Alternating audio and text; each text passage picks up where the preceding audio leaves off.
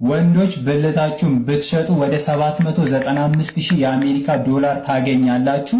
ይህም ወደኛ ሲመነዘር 100,551,600 ብር ማለት ነው።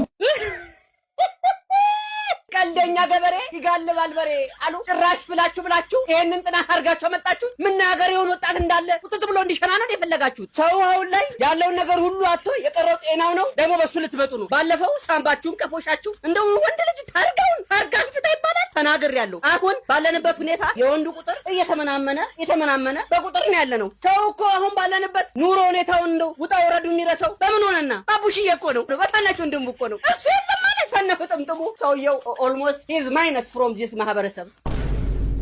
ኧረ ተው በሉኝ።